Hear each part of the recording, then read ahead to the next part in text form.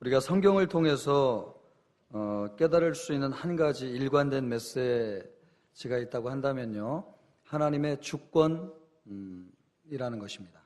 하나님이 뜻대로 그분의 뜻을 이루어 가신다는 것이죠.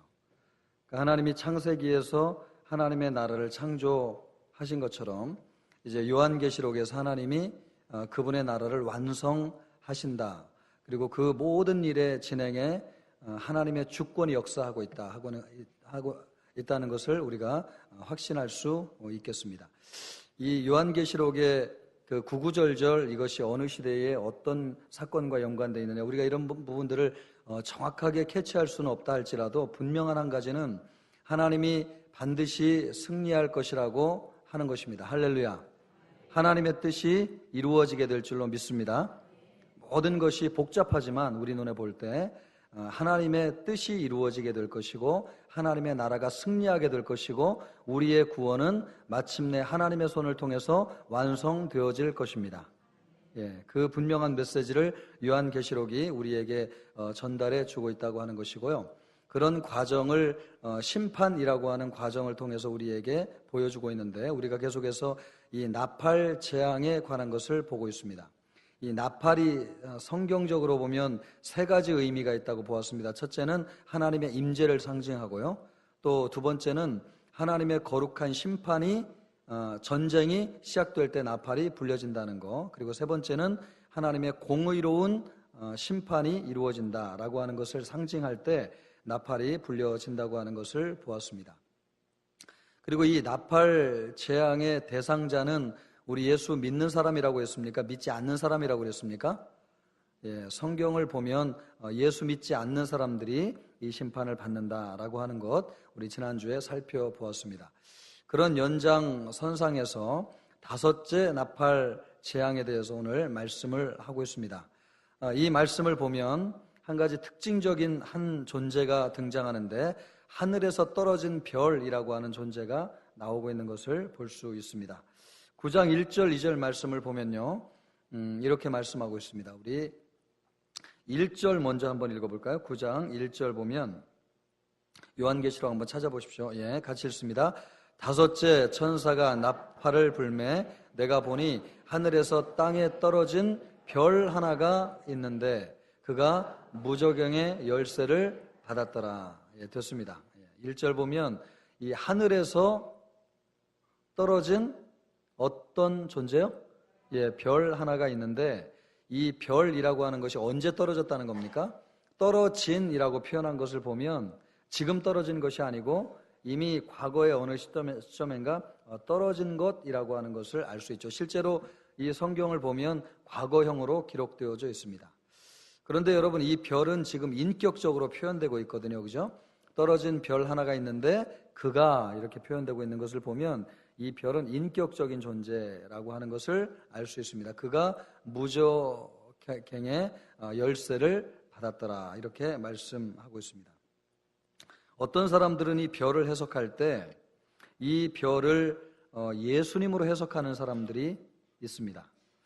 왜냐하면 그 요한계시록 1장에 보면 예수님이 별을 가지신 분으로 나오기 때문에 이 별 하면 무조건 예수님이라고 생각하는데, 이 부분에서는 그런 해석이 잘못된 해석이라고 할 수 있겠습니다. 여기에서는 별은 과거에 떨어진 존재라고 하는 것을 알 수 있는데, 구약 성경에 보면 이 부분과 관계돼서 명확하게 알려주시는 말씀이 있습니다. 이사야 14장 12절로 15절을 보면 우리가 잘 아는 말씀이죠. 너 아침의 아들 계명성이여 어찌 그리 하늘에서 어떻게 됐다고요? 이 계명성이 누구를 의미한다고 우리가 알고 있습니까? 사단이죠. 그죠? 사단. 이 하늘에 처음 듣는 얘기입니까? 저 몇 번 인용했던 것 같은데. 아침의 아들 계명성이, 계명성이라고 하는 존재가 사단을 상징적으로 보여주는 건데요. 이 계명성이 어찌 그리 어디에서 떨어졌다는 거예요? 사단이 하늘에서 떨어졌다는 거죠. 그러니까 천상의 나라에서 사단이 쫓겨났다고 하는 것을 의미하고 있습니다. 너 열국을 얻은 자여 어찌 그리 땅에 찍혔는고. 2절 13절인가요? 같이 읽습니다. 시작. 내가 내 마음에 이르기를 내가 하늘에 올라 하나님의 뭇별 위에 내 자리를 높이 14절 15절 읽습니다. 가장 높은 구름에 올라가 지극히 높은 이와 같아지리라 하는도다. 그러나 이제 내가 수올 곧 구덩이 맨 밑에 떨어짐을 당하리라. 수올이라고 하는 것이 지옥을 의미하고 무저갱도 같은 의미인데 그 구덩이에 떨어진다고 하는 것을 말씀하고 있습니다. 이 말씀을 누가 예언했냐면 이사야가 예언을 했죠. 그러니까 이사야가 이 말씀을 예언할 당시에는 바벨론 왕을 의미하면서 이 성경을 기록했습니다. 그러니까 바벨론 왕이 세계를 통치하는 큰 왕이 되었는데 얼마나 교만해졌는지 하나님과 같아졌다는 것이죠. 그래서 자신의 권세는 비할 것이 없을 정도로 대단하다라고 하는 교만한 마음을 가졌다고 하는 것입니다. 그러니까 이사야 말씀은 원래 이 말씀이 바벨론 왕을 향해서 기록된 말씀이라고 할 수 있는데요.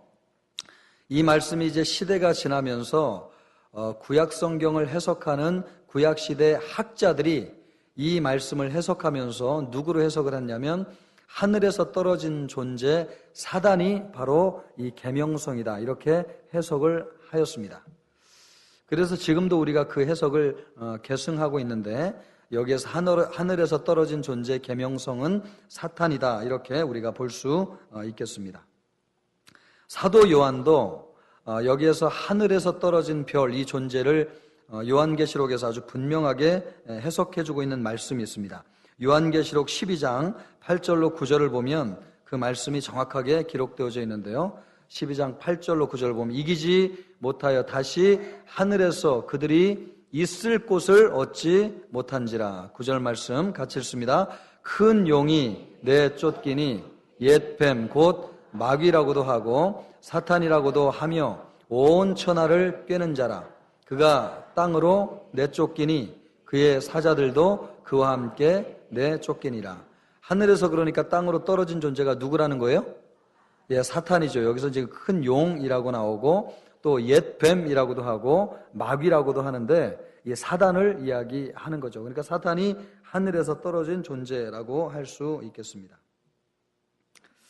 이가 무엇을 받았다고 지금 이 사탄이 무엇을 받았다고 얘기를 하고 있습니까? 무저갱의 열쇠를 받았다고 말씀하고 있습니다. 이 무저갱의 열쇠를 주시는 분은 누굴까요? 그러면 사탄의 아버지입니까? 누굴까요, 여러분? 예수 그리스도시겠죠. 요한계시록의 용어로 한다면 왜냐하면 열쇠를 가지신 분이 요한계시록에서 예수님으로 나오시니까 이 무저갱의 열쇠를 주신 분도 예수님이라고 하는 것을 알 수 있습니다. 여러분, 사단이 누구에게 일정한 권세를 허락받는다는 거예요? 예수님에게 일정한 권세를 허락받는다는 거죠. 그러니까 사단을 생각할 때 우리는 굉장히 두려운 존재로 생각하는데 사단도 예수님 앞에서는 꼼짝 못하는 존재입니다. 그러니까 예수님이 허락하시니까 사단이 역사하는 것이지 예수님이 허락하지 않는 범위 안에서 사단은 역사할 수 없는 거죠. 거라사 광인이 귀신 들렸지 않습니까? 거라사 광인에게 들린 군대 이름이 뭐예요? 군대 귀신이 들렸죠. 그런데 이 군대 귀신이 굉장히 큰 군대 아닙니까? 원문 그대로 하면 연대급 군대의 규모의 마귀라고 하는 것을 연대가 병력이 어떻게 되냐면 기본적으로 3,000명, 4,000명입니다. 그러니까 이 거라사 광인에게 들린 귀신이 몇 마리가 들어가 있다는 거예요? 3,000마리, 4,000마리가 들어가 있다는 거예요. 그래서 이 귀신이 얼마나 센지 말이에요. 쇠 고랑으로 채워가지고 묶어놔도 힘이 얼마나 좋은지 이 고랑을 끊고 막 도망갈 정도로 엄청나게 강한 힘을 가지고 있는 사람이었습니다. 그런데도 예수님 앞에서 이 군대 귀신 들린 자가 꼼짝하지 못하는 것을 알 수 있지 않습니까? 아무리 강력한 마귀 군대라 할지라도 예수님의 말씀 앞에는 힘을 못 쓸 줄로 믿습니다. 왜냐하면 예수님의 권세가 비교할 수 없을 정도로 크기 때문에 그런 거죠. 그래서 이 무저갱의 열쇠를 사단이 예수님으로부터 받게 되었다라고 말씀하고 있습니다. 그러면 이 무저갱이라고 하는 게 뭐냐? 무저갱이라고 하는 게 뭐냐? 이 무적행이라고 하는 원문의 뜻은 깊이를 알 수 없을 정도로 굉장히 깊은 곳을 무적행이라고 합니다. 우리 아이들도 꿈도 꾸지만 우리 집사님들, 권사님들도 크시면서 혹시 어디에서 이렇게 떨어지는 꿈을 꾸신 적 있습니까? 그러다가 막 식은 땀을 막 흘리고 벌떡 깬 적 있잖아요. 굉장히 두렵습니까? 안 두렵습니까? 두려워요. 여러분, 제가 언제 얘기했는지 모르겠는데 고층 아파트에서 자살하는 사람들 있지 않습니까? 아유, 그 사람들이 떨어지면 얼마나 아팠을까, 죽었을 때. 이런 생각 들어요, 안 들어요? 예, 너무 들어서 얼마나 아플까? 그냥 시멘 바닥에 여러분 한강에서 이게 뛰어내려서 이 죽는 사람들도 이 물에 뛰어내리는데 뭐 사람이 왜 죽나 이렇게 생각하는데 그 높이에서 떨어지면 시멘 바닥에 떨어지는 것과 같은 충격이 있답니다.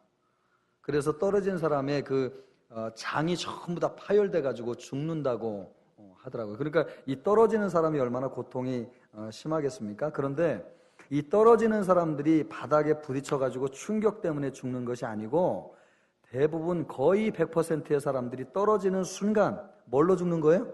심장마비로 죽는 거죠. 심장마비. 그 떨어지는 그 두려움과 충격이라고 하는 것이 그래서 비행기 추락할 때 얼마나 아팠을까? 아팠을까요? 안 아팠을까요? 예, 그 고통을 모르는 거죠. 왜요? 이미 죽습니다, 사람이. 그 심장마비가 돼가지고 고통을 느낄 수가 없는 거죠. 그러니까 이게 사람이 떨어진다고 하는 이 고통이 얼마나 절대적이고 굉장히 치명적인지 말할 수 없는 고통이에요. 그런데 무적행이라고 하는 데는 깊이를 알 수 없을 정도로 깊은 곳인데 거기에 떨어지는 거죠. 그런데 거기에 떨어지면 사람이 죽습니까? 안 죽습니까? 안 죽죠, 여러분. 안 죽어요. 죽지 않으면서 그 고통을 계속 당한다고 여러분 생각해 보십시오. 얼마나 그 고통이 말로 다 할 수 없는 고통인 거죠. 거기가 바로 무적행이라고 말씀하고 있는데요. 이 무적행이 뭐냐? 이것은 사탄과 그 무리들이 거처하는 곳을 일컬어 무적행이라고 이야기합니다. 그러면서 하나님의 심판을 받은 그 음부, 그 깊은 어두움, 그러니까 물리적인 공간을 의미하는 것은 아니지만 사탄과 그 무리들을 가두어 두는 감옥이라고 이야기할 수 있겠습니다. 그러니까 하나님을 대적하는 세력을 모두 가두어 주는 장소, 가두어 두는 장소, 바로 여기가 감옥, 영적인 감옥인데 이것을 무적행이라고 하고 있습니다. 요한계시록에도 이런 표현들을 우리가 볼 수 있는데요. 요한계시록 11장 7절 말씀을 보면 같이 한번 읽어볼까요? 그들이 그 증언을 마칠 때에 무적행으로부터 올라오는 짐승이 그들과 더불어 전쟁을 일으켜 그들을 이기고 그들을 죽일 터인즉, 여러분 무적행이라고 하는 곳으로부터 짐승들이 올라온다고 이야기하고 있잖아요.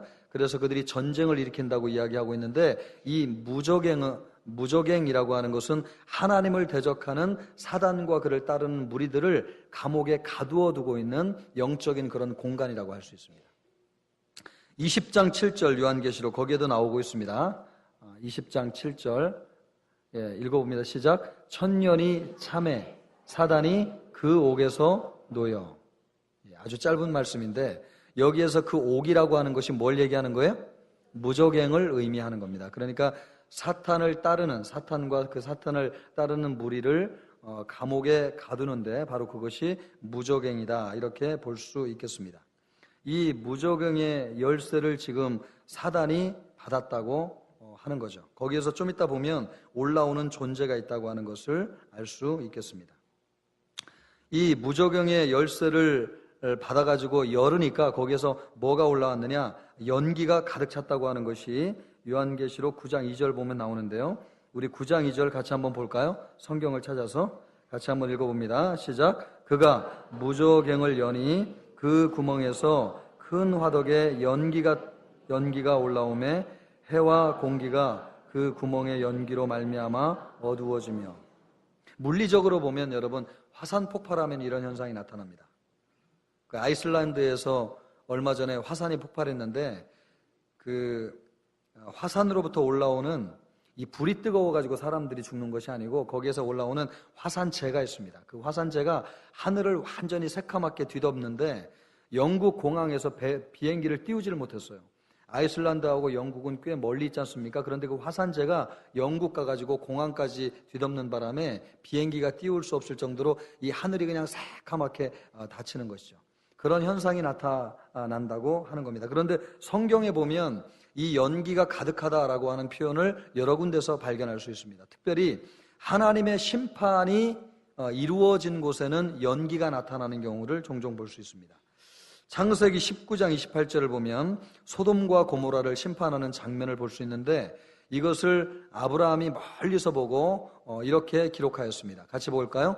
소돔과 고모라와 그 온 지역을 향하여 눈을 들어 연기가 옹기 가마에 연기같이 치솟음을 보았더라. 이 연기가 뭘 상징하느냐? 심판을 상징합니다. 심판. 그러니까 하나님의 심판이 이루어졌다고 하는 것이죠. 그러므로 하늘에서 떨어진 별은 사탄인데 그 사탄이 무저갱의 열쇠를 받아든 것입니다. 그래서 하나님의 심판을 사단이 대행한 것입니다. 그러니까 하나님의 심판을 누가 대행했다고요? 사단이 대행한 것입니다. 이 무저갱의 열쇠를 여니까 거기에서 누가 올라오느냐? 황충의 존재가 이제 나오는 것을 볼 수 있는데요. 요한계시록 9장 3절 말씀을 보면 우리 같이 한번 읽어볼까요? 또 황충이 연기 가운데로부터 땅 위에 나오매 그들이 땅에 있는 전갈의 권세와 같은 권세를 받았더라. 그 무저갱에서 갇혀있던 이 황충이 올라오는데 그 존재를 드러내는 것입니다. 여러분, 이 황충이 뭡니까? 황충이 메뚜기입니다. 메뚜기. 그런데 왜 메뚜기를 황충으로 이야기하느냐? 히브리 언어에는 이 메뚜기라고 하는 존재를, 여러분, 메뚜기가 허물을 벗고 점점 성장하지 않아요? 그래서 이 메뚜기가 아주 알에서부터 성충이 될 때까지 9단계가 있는데 이 9단계를 표현하는 히브리 말이 있습니다. 그 중에 한 단어가 크기에 따라서 이 메뚜기를 황충으로 표현하는데 우리는 번역을 황충으로 한 거죠. 그러니까 이 황충이나 메뚜기나 같은 뜻입니다. 메뚜기를 의미하는 겁니다. 이 메뚜기가 하나님의 심판으로 사용되는데 이 메뚜기의 특성은 뭐냐면 모든 것을 전부 다 쓸어버립니다. 메뚜기가 지나가면 이 곡식 작물이 남아날까요? 남아나지 않을까요? 남아나지가 않아요. 그래서 이스라엘은 주로 농사를 지었기 때문에 이 이스라엘 사람들이 참 두려워하는 재앙이 뭐냐면 메뚜기 재앙입니다. 지금도 이 메뚜기 재앙이 아프리카 같은 데는 실제로 일어나고 있는데 여러분 수킬로에 걸쳐서 메뚜기 떼가 지나가요. 그냥 한두 마리가 아니고 우리의 상상을 인천을 덮을 만한 메뚜기 떼가 쓸고 지나가면 곡식이 남아나겠어요? 안 남아나겠어요? 안 남아나요. 그러니까 1년 농사를 완전히 피롱하는 것입니다.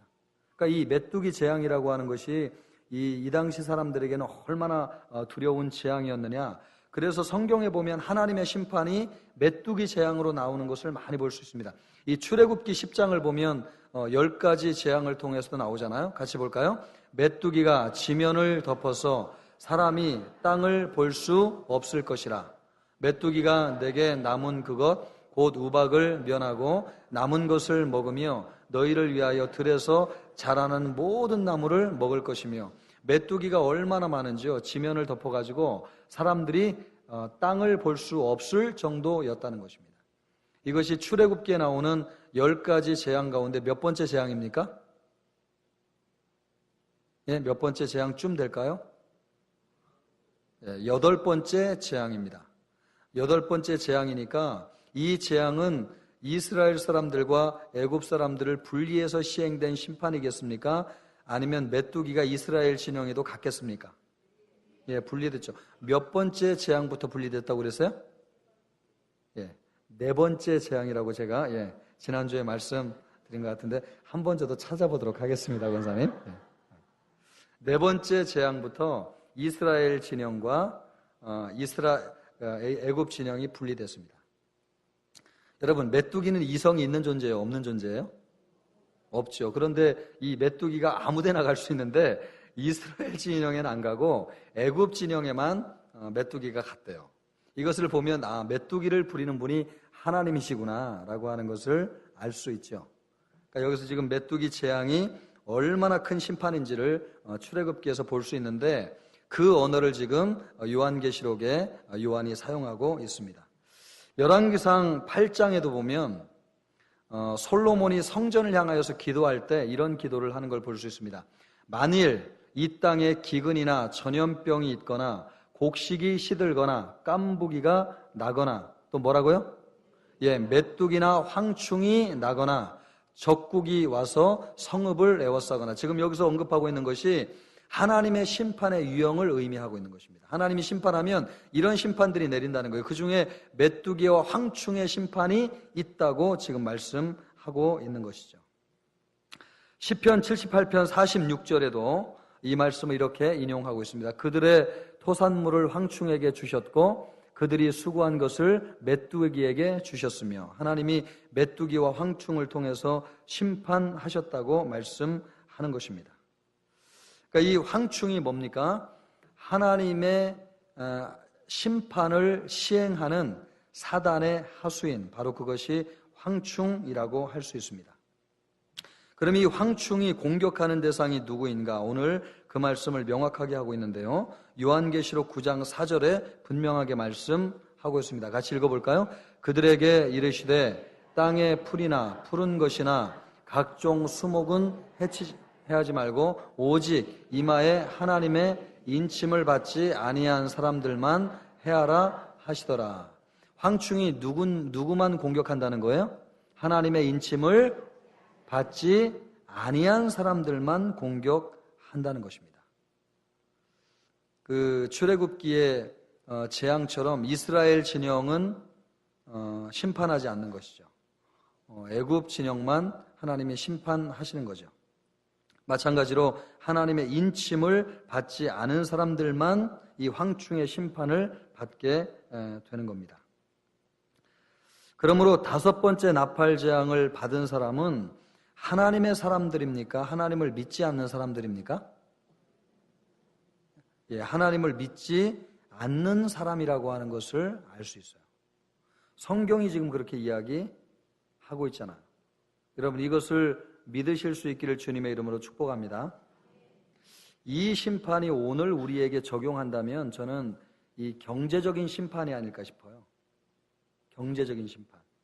경제적으로 기근이 드는 것이죠. 일을 해도 수익이 없고 노동을 해도 벌이가 없는, 그래서 정말 너무너무 고생하고 수고하는데 손에 들어오는 것이 아무것도 없는 바로 이런 재앙과 심판이 메뚜기와 황충을 통한 재앙이 아닌가 싶어요. 여러분, 지금 우리가 살고 있는 시대에 이런 심판이 일어날까요? 안 일어날까요? 저는 실제로 지금 일어나고 있다는 생각이 들어요. 왜냐하면 갈수록 경제적으로 너무너무 어려워지고 있잖아요. 그죠? 전 세계가 경제적으로 어렵고 우리나라도 이미 말입니다. 경제 성장이 80년대, 90년대 중반까지만 이루어지고 그 이후부터는 계속 정체되었다고 봐야 되거든요. 그 이전보다 사람들이 더 열심히 일해요. 경쟁이 얼마나 치열한지 몰라요. 그런데 그 과거의 사람들보다도 과연 우리가 지금 더 잘 살고 있느냐, 이렇게 볼 때는 참 너무너무 사람들이 경제적으로 고생을 많이 하고 있다는 것을 보게 되죠. 바로 이런 것들이 하나님께서 메뚜기와 황충을 통해서 이루게 하시는 심판의 한 유형일 수 있겠다라고 하는 생각이 들어요. 그런데 여러분, 예수 믿는 사람에게는 이런 심판이 피해 간다는 거예요? 안 피해 간다는 거예요? 여러분, 진짜 그렇게 믿으세요? 그런데 왜 이렇게 가난하세요? 그렇죠? 우리 그런 생각 하잖아요. 뭐 노력해도 별로 주어지는 것이 없고 우리 자녀들에게도 풍족한 뭐가 없고 우리는 왜 이렇게 가난한가? 왜 이렇게 해도 되는 것이 없는가? 그런데 이 말씀대로 제가 논증하려고 하는 것이 아니라 이 말씀대로 믿기를 주님의 이름으로 축복합니다. 여러분, 예수님을 잘 믿고 신실하고 하나님의 말씀의 원리대로 순종하여 사는 사람들에게는 누가 보호하신다는 거예요? 하나님이 보호하신다는 거예요. 하나님이 책임지신다는 거예요, 여러분. 메뚜기와 황충이 그의 살림을 갉아먹게 하지 않는다는 거예요. 잠언서 31장에도 보면 지혜로운 현숙한 여인에 관한 말씀이 나오지 않습니까? 그 시대에 수많은 여자가 있었잖아요. 그런데 여러분, 잠언 31장에 나오는 현숙한 여인이 꾸려가는 가정을 틀린 거죠. 그 집안에는 종들도 굶는 사람이 없대요. 그리고 얼마나 부지런하게 내일을 위해서 준비하는지 그 여인이 섬기는 가정과 가문에는 굶는 사람이 없고 옷을 입지 못하는 사람들이 없고 하나님께서 그 여인을 통해서 축복해 주시는데 넘치도록 부어주시는 역사가 있다는 것입니다. 할렐루야. 여러분, 우리가 정말 하나님이 얼마나 우리에게 능력 있는 분이신지를 믿을 수 있기를 주님의 이름으로 축복합니다. 여러분, 이 말씀을 한번 시험해 보세요. 내가 정말 철저히 하나님을 믿고 신뢰해 보겠다. 하나님의 말씀의 원리대로 순종하여 살아보겠다. 그래서 정말 하나님이 우리에게 그분의 말씀대로 하나 하지 않나 한번 시험해 보겠다. 이런 말씀으로 여러분의 인생을 도전해 보세요. 오늘 우리가 말라기 말씀 이제 거의 다 보고 있는데 그 11조에 관한 말씀을 하나님이 아주 명확하게 말씀하시잖아요. 이성적으로 보면 11조 드리는 거 손해보는 일이잖아요. 그런데 여러분, 하나님이 뭐라고 말씀하세요? 한번 시험해보라. 11조를 드렸다고 해서 너희의 곳간이 마르는지 마르지 않는지 한번 하나님이 나를 시험해보라. 그렇게 말씀하고 있잖아요. 그러니까 경제적인 관점에서 보면 11조를 드리면 마이너스 나는 인생이 되어야 되는데 하나님 앞에 물질을 드렸다고 해가지고 마이너스 나는 인생 아니라는 거죠. 그런데 여러분, 우리가 왜 가난해지고 왜 쪼들리게 사는 것입니까? 하나님이 우리에게 그렇게 약속의 말씀을 주셨음에도 불구하고 믿어지지가 않는 것입니다.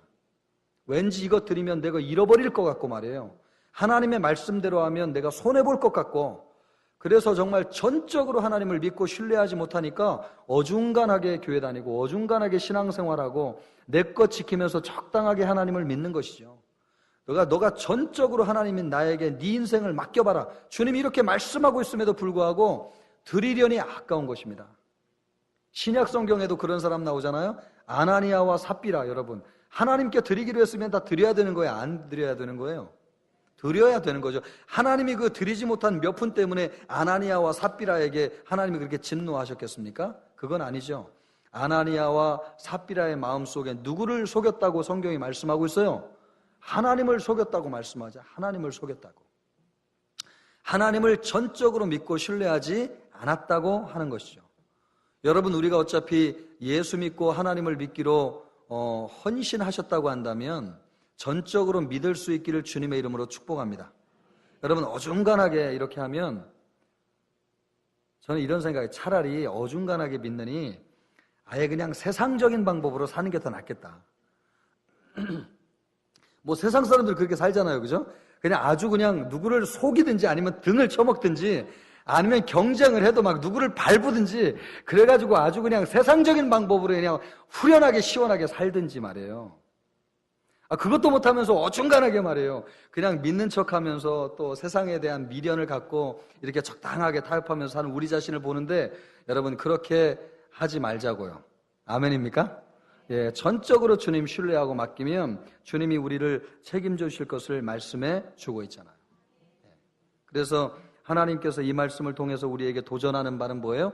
인치신 그의 백성은 황충이 두뇌가 없어서 어디로 가야 될지 모르지만 이 황충의 심판으로부터 보호하신다. 이 말씀 우리에게 주고 있습니다. 이 말씀대로 이루어지기를 바랍니다. 그런데 이 황충의 심판에는 성격이 있습니다. 성격. 그 성격이 뭐냐면 9장 5절을 보면 재미난 말씀이 있습니다. 9장 5절. 같이 한번 9장 5절 읽어보겠습니다. 시작. 그러나 그들을 죽이지는 못하게 하시고 5달 동안 괴롭게만 하게 하시는데 그 괴롭게 함은 전갈이 사람을 쏠 때의 괴롭게 함과 같더라. 6절도 한번 읽어볼까요? 그 날에는 사람들이 죽기를 구하여도 죽지 못하고 죽고 싶으나 죽음이 그들을 피하리로다. 여러분, 차라리 죽는 게 낫겠어요? 안 죽는 게 낫겠어요? 참, 우리 하나님이 이런 말씀을 하시는 거 보니까 우리를 고통스럽게 차라리 죽는 게 낫죠. 죽는 게, 그죠? 얼마나 고통이 이게 심하면 이런 표현을 하고 있냐 말이에요. 근데 이 이 황충의 심판이 참 고통스러운 건요, 죽으려고 해도 죽을 수 없다는 거. 참 이게 이 고통스러운 겁니다, 여러분. 죽으려고 해도 죽을 수가 없어요. 우리나라에서는 이 안락사가 합법화되지 않은데 서구 유럽의 여러 나라들은 이 안락사를 좀 제발 통과시켜달라, 이렇게 법원에, 의회에 청원을 해가지고 안락사를 통과시키는 나라들이 있어요. 왜 그래요? 너무 고통스러운 겁니다, 이게. 암 걸려가지고 이 암으로, 참 우리 성도들 참 우리 감사한 게 말입니다. 암으로 인해서 세상 떠난 우리 교회 성도들 종종 있는데 참 감사한 거 보면, 통증이, 이 의사가 이 암은 너무너무 심각한 통증이라 견딜 수 없는 통증입니다.